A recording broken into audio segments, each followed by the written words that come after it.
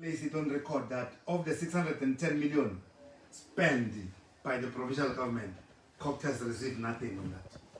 And that must be placed on record. Number two. So why then would the Premier, I'm sorry to interject, so why would the Premier then place your department under investigation as well as the others?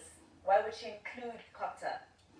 No, I don't know why, but COGTA has utilized its own internal funds because you know that we are dealing with the regulation. I just wanted to separate the 610 million and the pronouncement on the investigation that we are not part of the 610 million. But yes, the department has spent 6 million of its own internal budget. I wanted to clarify that part first. But I was part of the meeting that has agreed that indeed there should be public scrutiny and there should be investigation.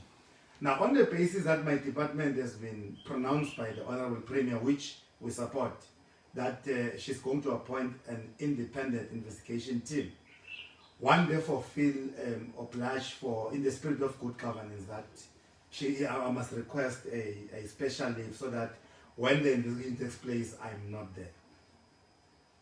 All right, so you want to be cleared away from you being at work. Okay, so are you confident that your books are clean? No, the books are clean. As I'm saying, I must repeat this. We've got nothing from the 610 million. We're not part of that share. It's our own internal utilized money. But the books are clean. That's why we're welcoming the investigation. But what was a halapalu was that there was a thinking that we're part of the 610 million. We are not part of that one. We welcome the investigation. We're going to cooperate. And I have since met with the Premier yesterday at 2:30.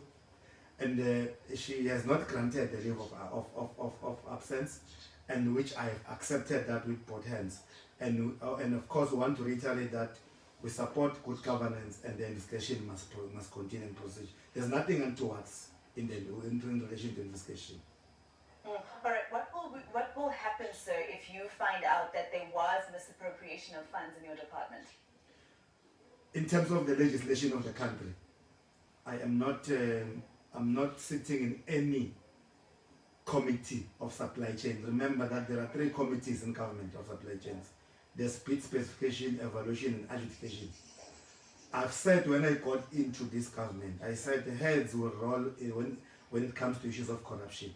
So if there's anything that is going to be found untoward, heads must roll, including my head. Including yours? Including my head. All right, so you will fall on your sword if anything is found. But what would then happen in terms of the money that you have that has gone missing? What would be your suggestion? Because after your head rolls and other people's head roll, there's still money that would be missing.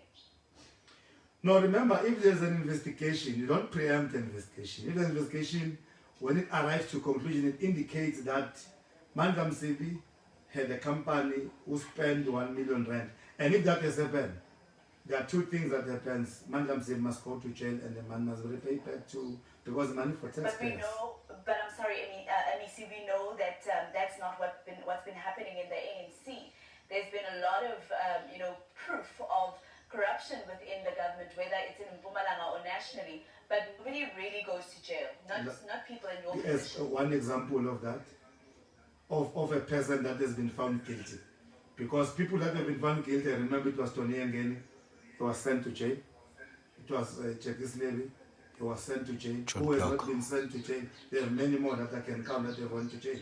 Who has not gone to jail? But you would agree that that's less, you would agree that that number is less than the number that South Africans expect to see paying the price for the corruption that's happening within your party?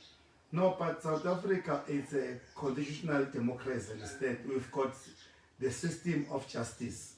It has not found anyone in the ANC guilty. Because you can only send a person to jail when he or she is guilty. I don't speak about rumors and many other things. Those that were guilty, I told you, they went to jail, and many of them that went to jail. All right, so there's still that Nkomazi 27.3 million rand investigation. How far is that going? when we received the complaint about Nkomazi, it was in June. Now, what we did as a department, we have utilized the Constitution Section 106(1)(a). I have instructed, I have made an undertaking, remember, that I'm going to investigate. I have since instructed the acting HOD to write to the municipal manager of Nkomazi, whom he has responded back to the department. And the law says that after somebody has responded in terms of Section 106, you then have to make a determination as an MEC on the way forward. And from where I sit, I've made a determination. I'm not satisfied about the response. I have finalized and prepared forensic report for investigation, which I'm going to present to the Premier and eventually to Cabinet. We are going to investigate through a forensic. All right, thank you very much for your time. COGTA MEC in Mpumalanga, Mandla Msibi, promising us that his head will also roll if any corruption is found in his department.